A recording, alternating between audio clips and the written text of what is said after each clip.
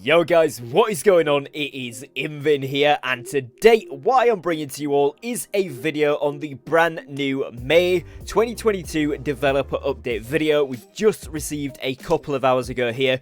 I've watched this through, I've gone over all of the kind of most relevant things, the most pungent points they've made, and I'm going to make it into a summary video for you guys here, so that for those of you that don't have the full time to watch this right now, you've got a general gist of what we can expect over the next month or so, and of course the grand plan here in New World. But I would recommend going and watching the video. As always, this was a fantastic addition to their playlist of developer update videos. Great to see an insight into kind of behind the scenes almost of what's going on, and yeah, it's looking pretty promising. We've seen some really good stuff from the May update that we already kind of knew about, brought into more fruition, if you will, and then a little bit touch onto June, where they've basically said there's not going to be all too much. However, they have got some exciting events upcoming, so a little bit up and down as such, but lots of great stuff to cover in this video, so I'm going to bring it to you guys in as quick format as I can to make it nicely digestible, to get you the lowdown on what you need to know. Now, before we jump into the video, if you haven't already done so, do make sure you go down below and drop me a subscribe. And also, if you do enjoy the video, you enjoy this kind of quick breakdown of all of the latest news and events from New World, please do drop me a like as well, as it massively helps to support my content here on YouTube. So jumping straight into it then, the first thing they kind of covered with a lot of emphasis was the level brackets in the arenas. Obviously, we spoke about the 3v3 arenas a fair amount. Here, they talked that the brackets would be between levels 20 and 29, then 30 and 39, etc. So that if you did want to kind of level exclusively through PvP, or at least compete in these arenas whilst you were still leveling up a character, either a first or a second one, then of course you would be bracketed into relatively similar level players, so you're not going to get absolutely stomped. Now, the reason this is important is because they then added to this that if you were to queue, for example, 2 level 25s and a level 60, you are going to get put to that level 60s region. In other words, 60 plus, and all those people that are going to be at 625 gear score with really sweaty stuff. So if you are a leveling player, do not queue with someone that is level 60. And when you do get there, you know, hopefully there's some sort of subdivision that they haven't kind of given away to us yet, where if you're still leveling your expertise up, you're not going to be with people who are 625 when you're 510. But you know, we'll see how that goes as and when it's released. I would assume there is some sort of bracket system there. Now, they also said that they were going to add more expansion of the Varagian Knights, which are, of course, the kind of black and yellow outfitted knights we've been seeing popping up across Eternum. This time, they have a starting quest, or starting pick-up quest, if you will, if you've already done the first bits, from level 25 to 30, and it just said that they go up to higher levels, no specific region, but I would imagine 35, 40-ish is the cutoff for that right now. What they did say about this, though, was that they are progressing their story throughout Eternum, their hunt for the power relics across the Eternum Isle, and therefore we could see in the future, potentially, some more content including these, which I think is really, really cool, because, again, they went into a bit of depth about this, saying they basically have new mob types for them, and these mob types and AI fight more like players rather than, you know, some of the ghouls, some of the skeletal type mobs, some of the Angry Earth, for example. They fight like mobs, right? But these Varagian Knights are supposedly going to fight like players, use player type skills.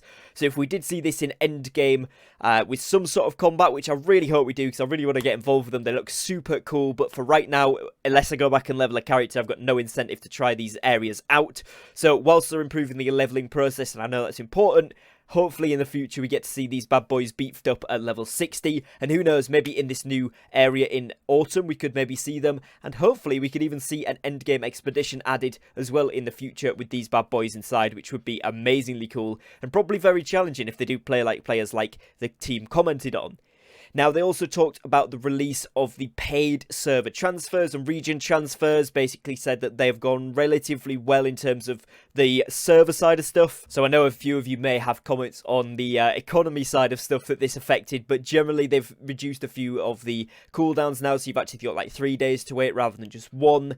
And generally they said, you know, overall there wasn't too many character issues. Obviously, economy had a little bit of a hit in some places, but hopefully that's over and done with now. They also talked about here the Combat Academy series, which, as you guys will know if you do watch the videos here on the channel regularly, I made a video on because they've got me on a playlist on YouTube. Super cool. Lots of other creators involved and lots of you guys getting involved, sending your clips and stuff, which was absolutely amazing. Personal note from me is that was great, and I would love to see more of that sort of stuff in the future with, you know, getting involved with the community and different creators and that sort of stuff. Really good fun. I really enjoyed, you know, partaking in that, and I think it was a great experience. So that would be, you know, going forward again would be great. They also talked with that then about the devs versus creators arena matches, which are ongoing. I think we've had 2 now. We've got the final one on the 26th, and these matches are obviously 3 creators versus 3 developers. Main reason you guys want to know about this, other than in actually watching the event itself, is for the subsequent 48 hours after these events go live. So you've probably missed the first one now. As the video goes up, we're in the midst of the second drop being available, but there is exclusive Twitch drops which are PvP focused. Most important thing is you'll get 1,000 Azoth Salt, or the PvP Salt, so that when these brand new reward tracks drop, which we'll move on to in just a second, you'll actually have a head start with some of the currency, which is going to be very important. So I would recommend trying to get the drop if you do have the time. Like I said, by the time this video goes up, we're in the midst of the second one, so get onto that ASAP, and anytime after that, you've still got the third one to go, so even 1,000 bonus off the start is going to be super important, so definitely get on it if you can. Then they went on to talk about, obviously, the devs hopping into PvP action. They're going to be apparently joining the live servers once the May update drops, so they are going to be getting involved with some of the arenas and some wars and that sort of stuff, so look out for them on your server, you may see them. Also, they've talked about June not having a big update, most likely going to be kind of bug fixes, weekly updates, which are a bit more beefed out than the ones we've seen, but nothing major. But again, just kind of combat tuning, that sort of stuff, desync, all of that is still being worked on. So, and quality of life, of course, as well. We should see those. We see plenty of that going on. So I would imagine that's going to continue through June, and then for us to come back in July with probably what is going to be a more content, which is exciting, but no news on that officially as of yet.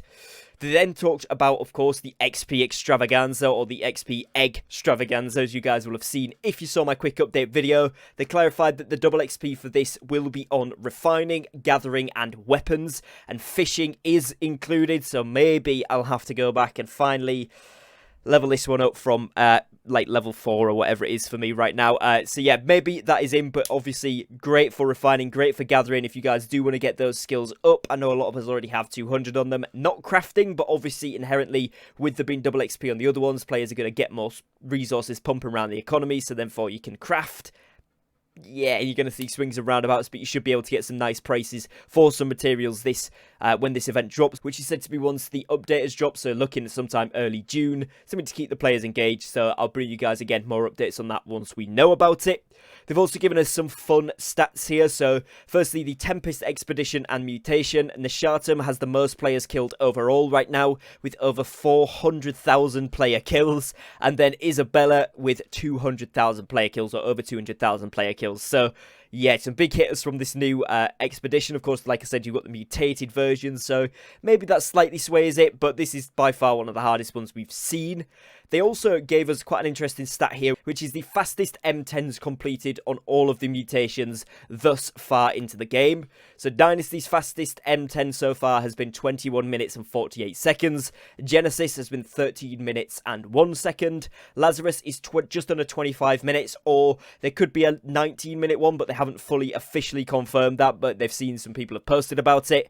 And then Tempest was 27 minutes, 12 seconds. So, interesting to see. By far, Genesis, obviously the fastest way to do it. And then Lazarus. So, if you're trying to smash out these Umbral Shards as quick as you can, Genesis is the one by a long shot. Average time, you're probably looking between 15 to 25 minutes there, which is the normal time or the quickest times for some of these maps. So, yeah, certainly Genesis for the fastest stuff. They also then talked about some community questions, so stuff they've got from feedback.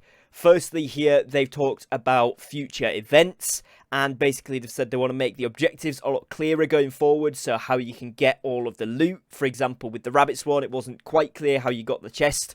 Next time they do kind of one of these, what they call minor events, rather than like the whole winter convergence or something, they want to make it a lot easier to understand how you get the best possible loot, which is a great thing to do. And they've also confirmed that there is, of course, future events going on, like the XP Extravaganza. Then they talked about Desync, particularly 3 certain things here, which are kind of the focal points right now, which should be coming into the game anywhere in the next like month or two, but they said hopefully in the next few weeks if they can get this passed. So the first one is animation stutters after a root. So things like when you're in a gravity well or an ice shower, sometimes you get animation stutters which lead to desync. They've been fixed in their kind of test version. Also, camera movement causing desync when you also are like charging or something like that. Fast camera movement can lead to movement positions out of place, so you get teleported randomly. That's been addressed. And also Void Blade, so any issues with the Void Blade and the Void Gauntlet, those sort of desync have been fixed as well, plus loads of other minor fixes. So hopefully we should be seeing those come into full fruition in the live game very, very shortly. Now, also, they were looking at the balance of crafting, and they wanted to make the value better on lots of stuff. They basically said they thought endgame crafts had a lot of value, which I would agree with. Obviously, rolling your best in slot or the chance to, and then obviously rolling like a lot of good gear. If it's not best in slot, it's still decent most of the time, unless you're really unlucky, of course. But yeah, they did basically say it's just a bit too expensive at the moment. I would agree with this, way too expensive at the moment. However, with the changes to the nodes that they have added, you know, coming up, so that Star Metal and Orichalcum are going to be much more accessible, this could help a massive amount, and a huge reduction in bots since the game started as well. So maybe wait out a few more weeks / couple of months to see where we're at, but overall, yeah, maybe just some mid-ground crafting materials added in like they're doing with the hides, for example, is really good. Economy generally, they've said gold they're pretty happy with. They did acknowledge that Azoth was pretty much useless other than for crafting right now. So that is good that they've acknowledged that. They said that the crafting use of Azoth will be expanded in the future, but it's not going to be soon. It's kind of further along the line of development. And then they also looked at the item disparity and are looking at materials too. So obviously, like we said, the new addition of nodes, none have been removed. There is new ones added, and they said they have added new routes for Star Metal and Orichalcum. So you should be able to go on some nice metal hunting routes, but they are going to keep monitoring kind of the item disparity, the mid-ground crafting materials for refining and gathering and stuff. They are going to look into that further. So of course, if you guys have got any feedback, don't forget to drop it on the forums. But that is pretty much it. Just a nice little compact one. Great little insight into what is going on right now with the developers of New World. Some interesting stuff. Unfortunately, like we said there, June not going to be a massive content month, but we should be seeing a lot of quality of life and game fixes, and we've got a lot of content coming in May, this update upcoming, which they seemed very excited about when they were speaking about it. So hopefully we'll get a release date for that soon. It's the 20th at the time of recording this video, so I would expect within the next week, within the next 2 weeks definitely, otherwise we're out of the month. So we should be looking at about a week to a week and a half, and we'll get this update dropped. But again, I'll bring you guys an update as soon as we know more officially on that. Other than that, that is going to be it for today's video, guys. So hopefully you have enjoyed. If you have, please do be sure to drop me a like and a subscribe down below. And if you do want to support the channel more than you already have by watching the video, you can, of course, join as a channel member, should you wish to do so, through joining the link down below by pressing the join button. Other than that, guys, that is going to be it for today. So thank you for your time. Thank you for watching. And I will catch you again very, very shortly on a brand new upload. Take care, guys, and peace.